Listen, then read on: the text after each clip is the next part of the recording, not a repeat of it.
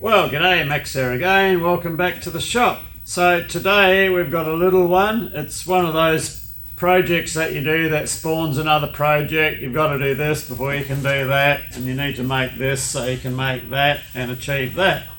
And that's exactly what we've got here.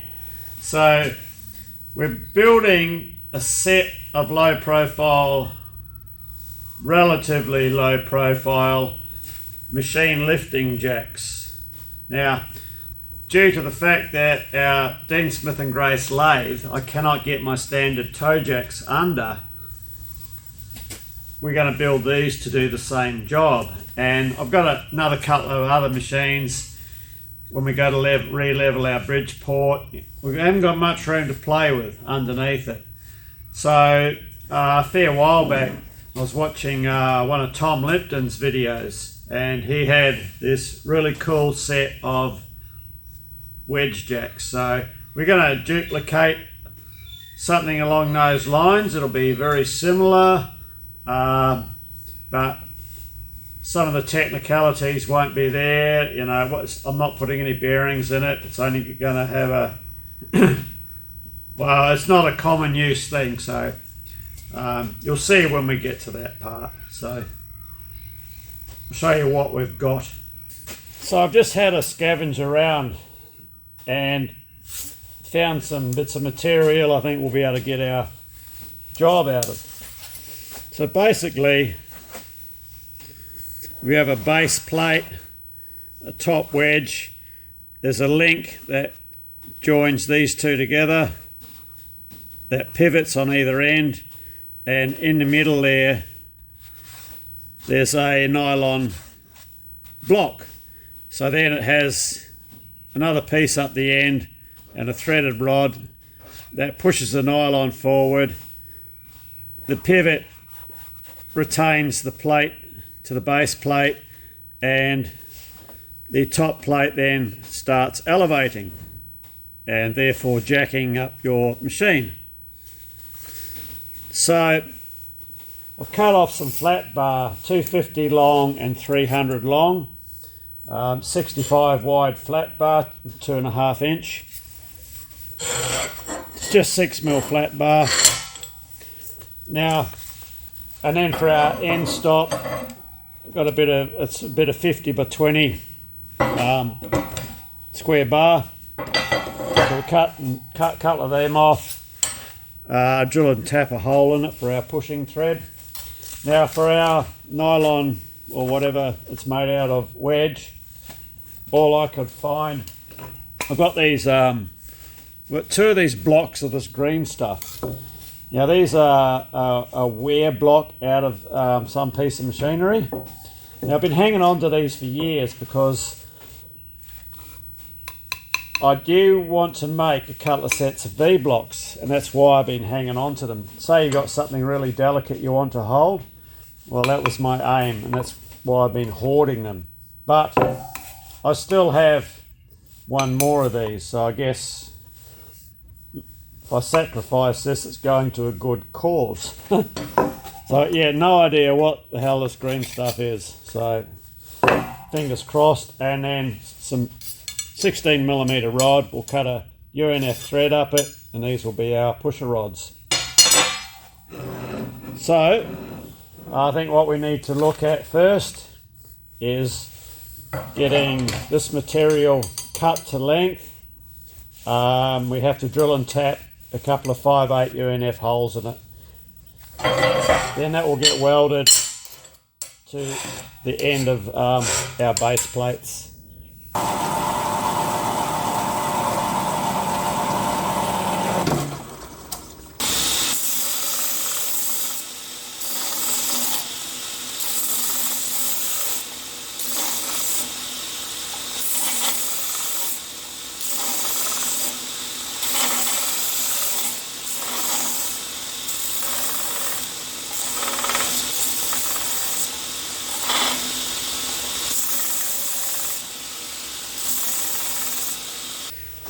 So these blocks will get welded on either side, but I think we better make our wedge first, so we know we're probably going to be aiming for the center, but just to be sure, we'll get our wedge made first.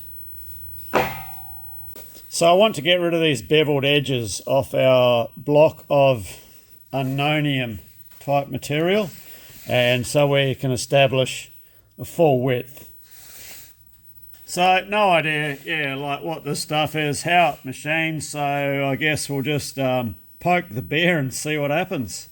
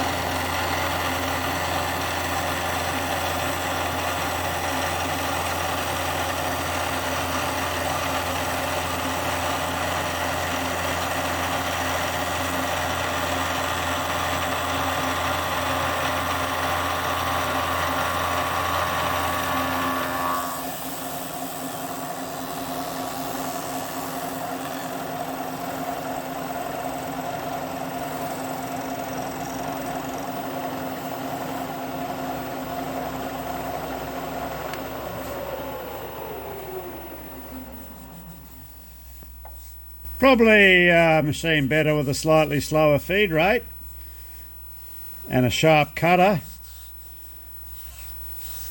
A little bit of heat in that. But we've got a bit to go, so we'll get rid of what we've got to get rid of and we'll do a light finish cut.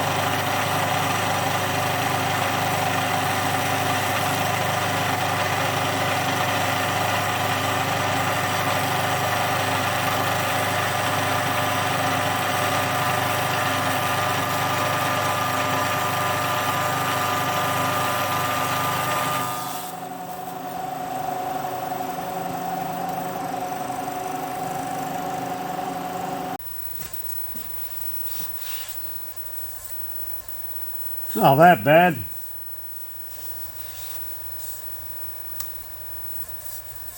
Not that dissimilar finish to what you get out of that white stuff. Okay, I'll get us deburred.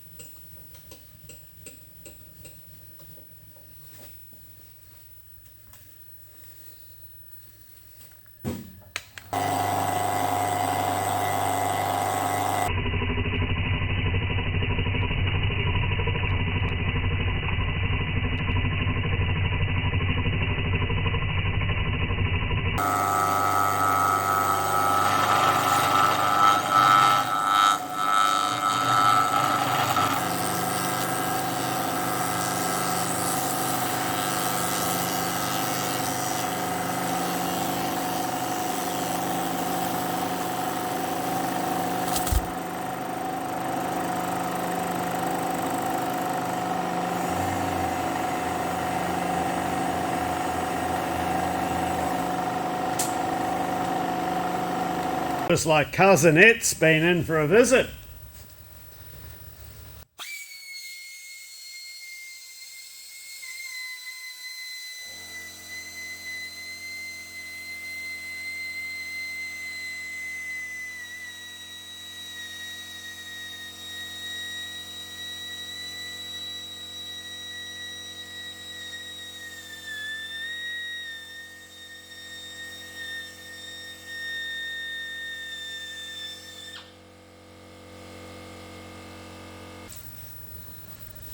Right, we should be able to take this out.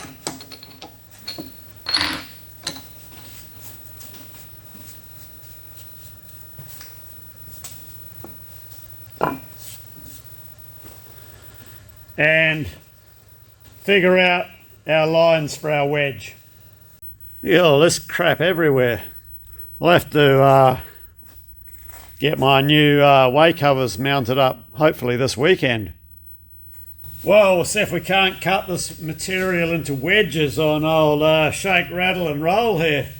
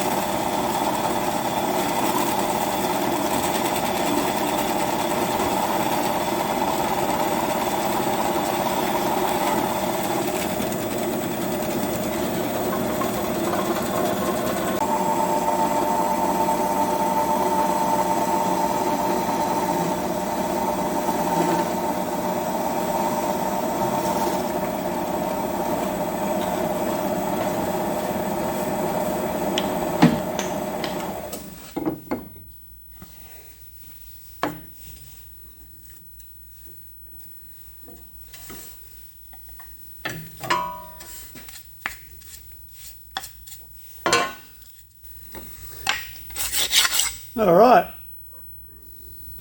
So according to Tom Lipton, 10 degrees is pretty well the ideal angle between grip shin and slip shin. So we'll shoot for that.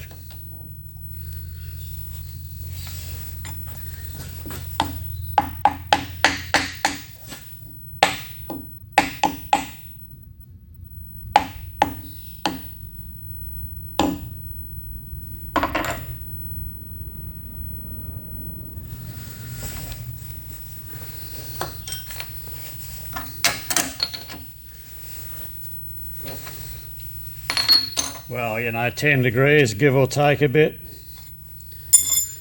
She should be pretty close. So, right, we'll get this sorted out in the top.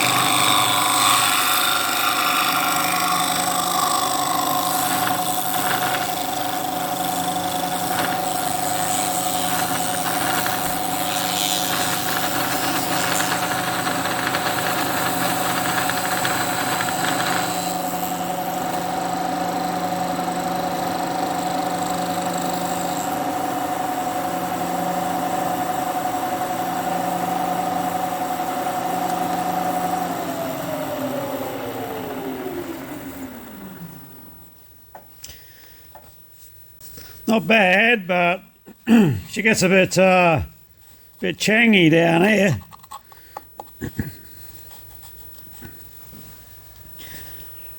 What I think I'll do is I'll reposition this in the vise a bit lower and a bit further that way, just to give this a bit more support. See if we can't cure this.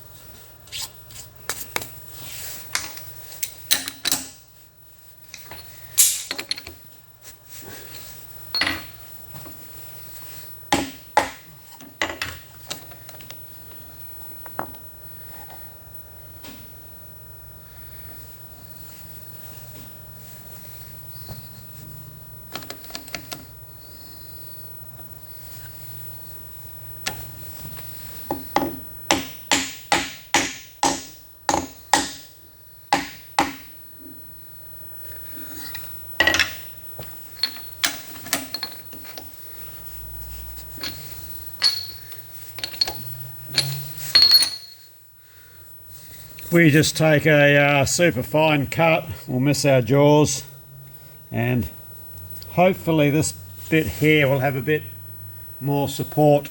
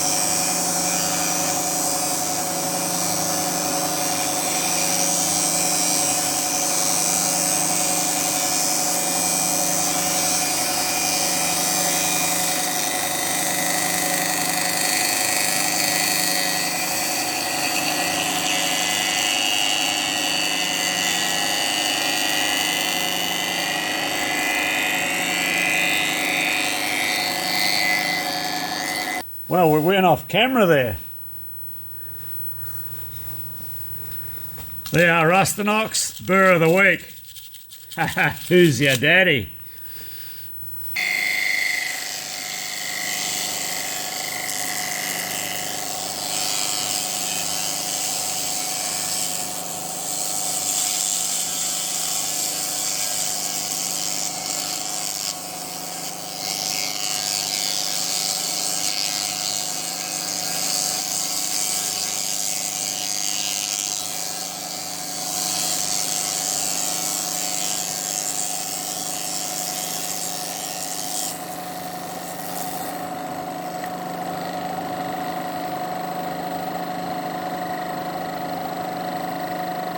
Geez, I'm hopeless. Went out of the camera's range again. It's a little bit janky, but for a wedge jack, it will be fine. Right, we'll get this one out and the other one in. Okay, they're our wedges, so this one's okay. This one here, just because of the way we cut it out the other piece, I'll just have to set this up, put an end mill in, and just take a cleaning cut across the face of it. And I'll probably do likewise just to take the gnarliness off this. I'll probably take 6mm off the end of this or something.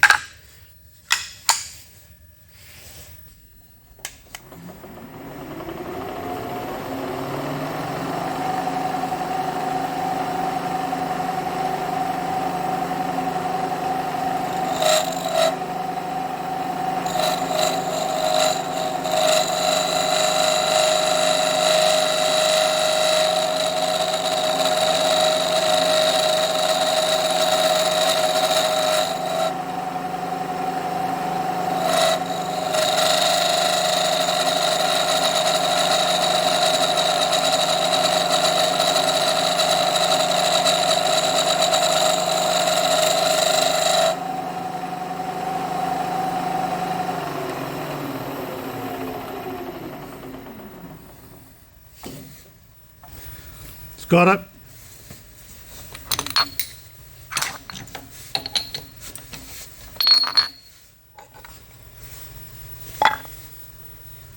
We'll do the same to this one just to make sure we are actually square to the base.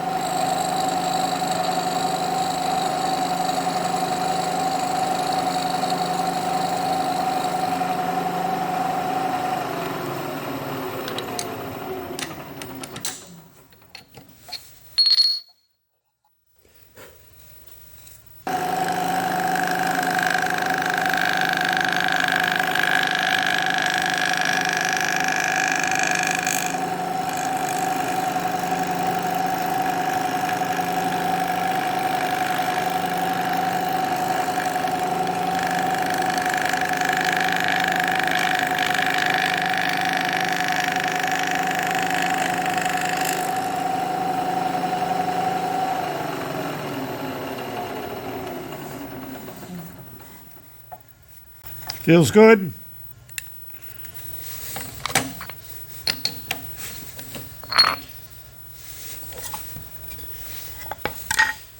Okay, so now we can establish the center height of our wedge, and we know then that'll give us the center height of our block that we have to drill and tap for our pusher screw. I might actually slip these in the mill and just take a cleaning cut on the underside, just so they sit square. Because by the time you've got a fair amount of pushing screw hanging out, we don't want the screw pushing at an angle and sort of cocking up. So that's the plan. So yeah, we'll get our center height established. Bottom side machined, hole drilled and tapped for 5/8 UNF.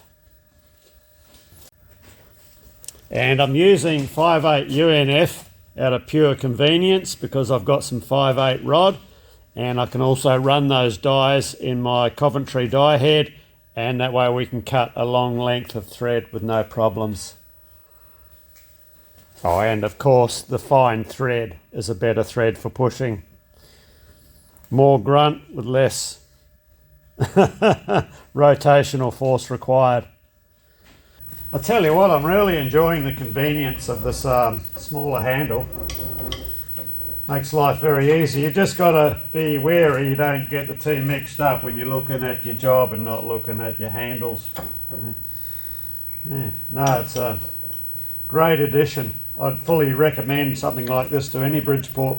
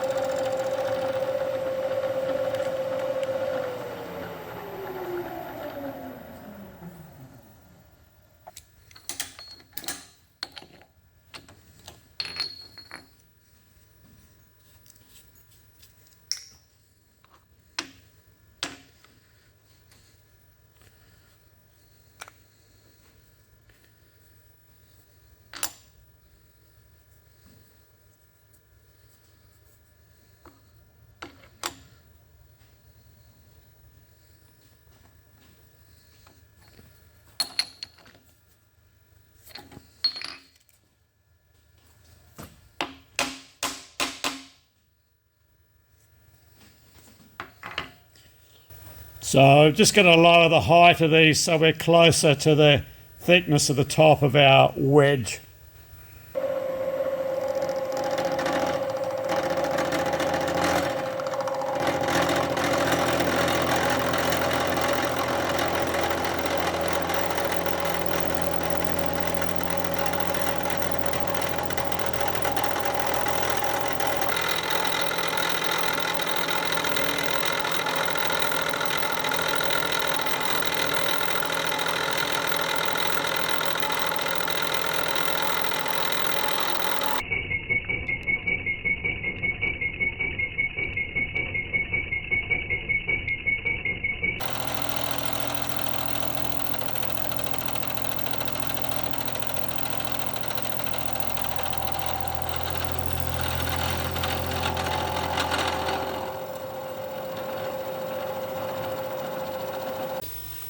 And our blocks are virtually stone cold. There's bugger all heat in those at all. It all went out in a chip. I'll get these deburred and we'll get set up to drill our 5/8 UNF hole and thread.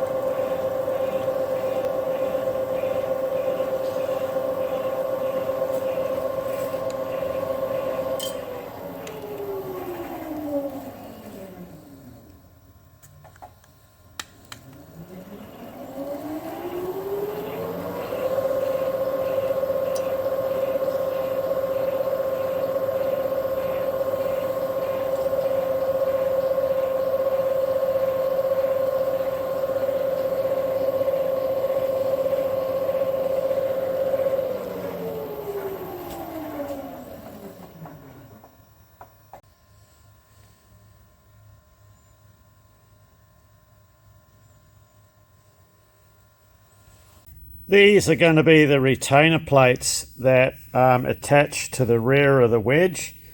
It's just a bit of hole drilling and that, so I'll just make these off camera, and when they're made I'll show you what our plan is for attachment to the rear of the wedge. You need them because when you withdraw the screw to lower your jack, the wedge needs to de-wedge, and remember, if you've got a lot of pressure on there, you need to be able to wind it back relatively in some sort of smooth fashion. Okay, so these are our end plates, and they will attach to the end of the wedges somehow. We're still working this out as we're making this up as we go along. So next up I'll make our jacking screws, and we'll make it with provision for a thrust washer on either side, and a locking nut. Okay, so these are our end plates, and they will attach to the end of the wedges somehow. We're still working this out as we're making this up as we go along. So next up I'll make our jacking screws, and we'll make it with provision for a thrust washer on either side, and a locking nut.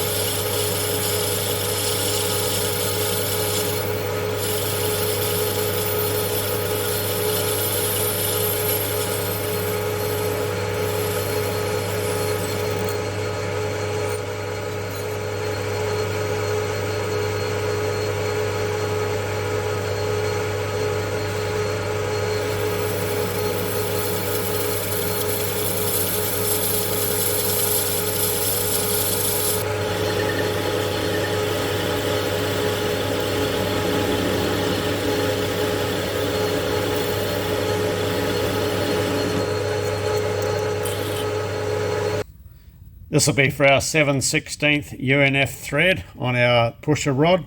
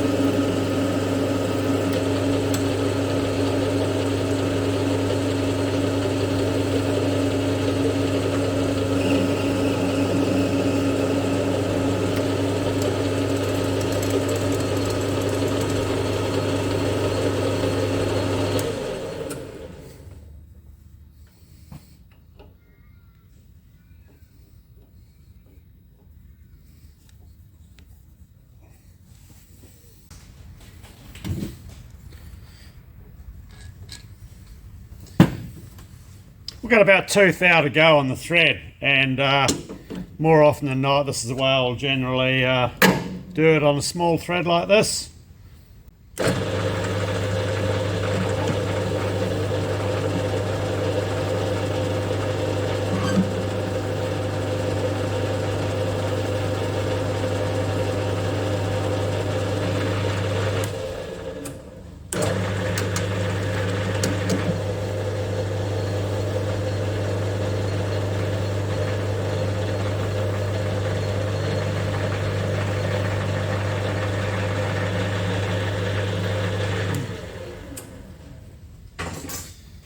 Then straight over to the Scotch-Brite wheel.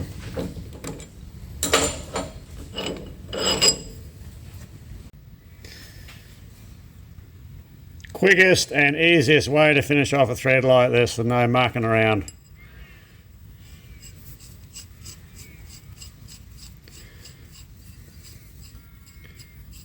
And a really nice fit on our nut.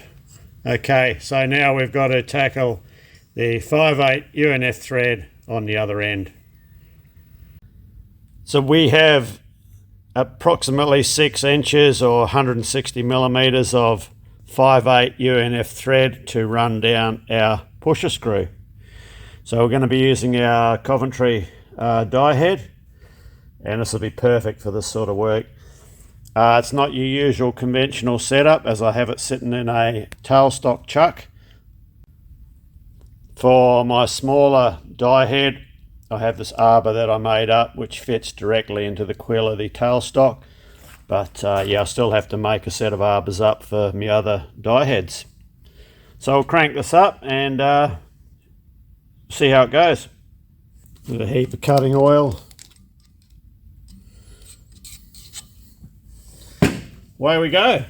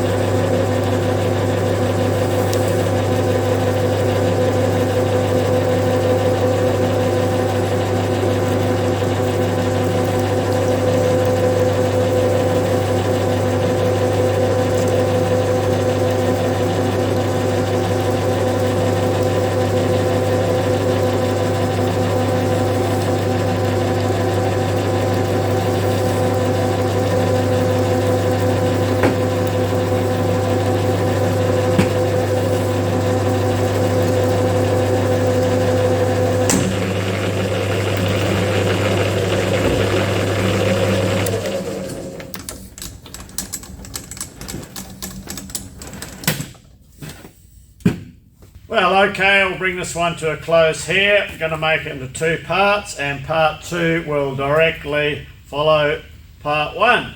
So, yeah, a bit of a different project, so let's continue on in part 2. So, cheers, thanks for watching, and down comes the rain. We've had a couple of days of it here, and see you in part 2.